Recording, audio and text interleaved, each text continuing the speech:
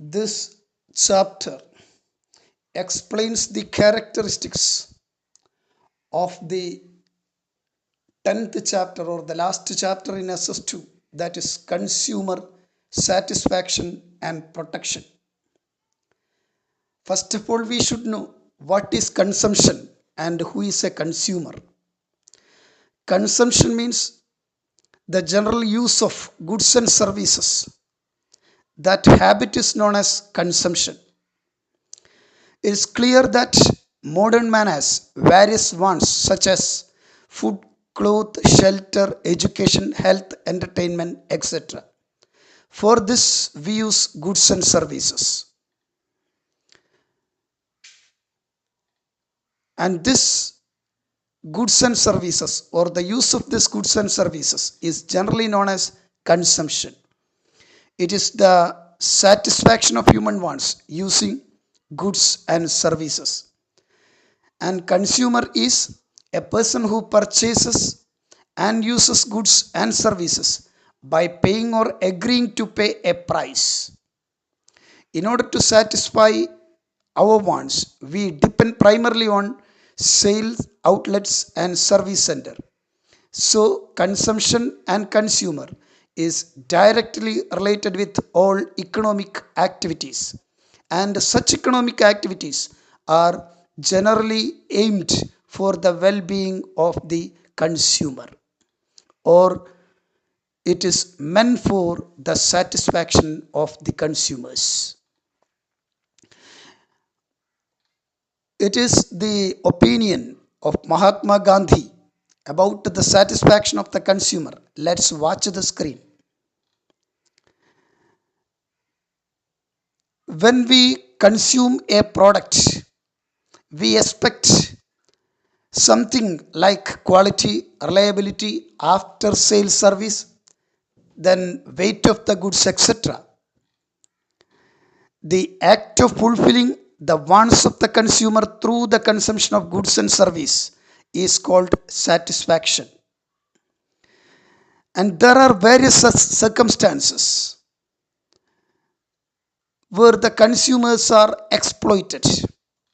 Let's watch which are they. Watch the screen.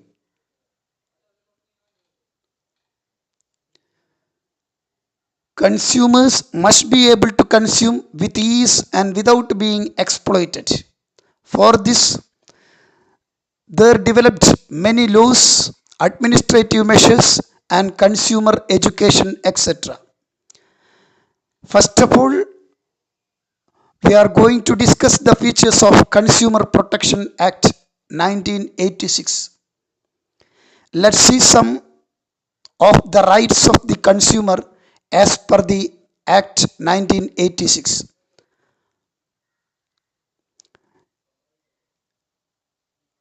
Watch the screen. These are the rights offered by the Act 1986. And there established many consumer courts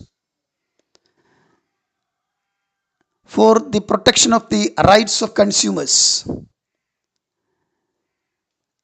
When the right of the consumers is breached, they can approach the consumer courts, which are the mechanisms for assisting or helping them as per the law. Consumer courts play an important role in ensuring justice to the consumers. They settle consumer disputes by various means, including ensuring compensation for the consumers. Today in India, consumers are utilizing the services of the consumer courts, operating fruitfully at 3 levels: district, state, and national. Here is a table that gives the details of the consumer courts, their structure and jurisdiction. Please go through the table.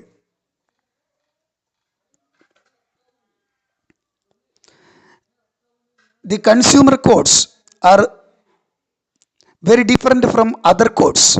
The important features of that consumer courts are: they are simple in procedure, fast assurance of justice, and less court expenses. Here is a model letter of complaint of a consumer whose right was breached. A nominal fee is charged on the basis of the value of the compensation claimed by the petitioner, and go through the model form. And let's discuss the situations when complaints about consumer disputes can be filed. Look at the screen, these are the situations.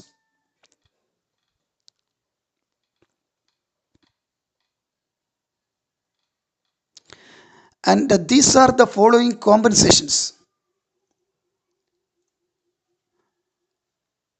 for the consumer disputes obtained through consumer courts: replacing the product, repayment of the cash paid or excess amount appropriated, monetary compensation for the loss, direction to rectify the defects in services, stopping harmful trade practices, prohibition of the sale of harmful food items, reimbursement of the expenses incurred in the lodging of the complaint. Then, according to the Consumer Protection Act 1986, there established a 3-level advisory councils. They are District Consumer Protection Council, State Consumer Protection Council, and National Consumer Protection Council. They give advice to the respective governments on consumer rights. Apart from the Consumer Protection Act 1986, there are many other acts too.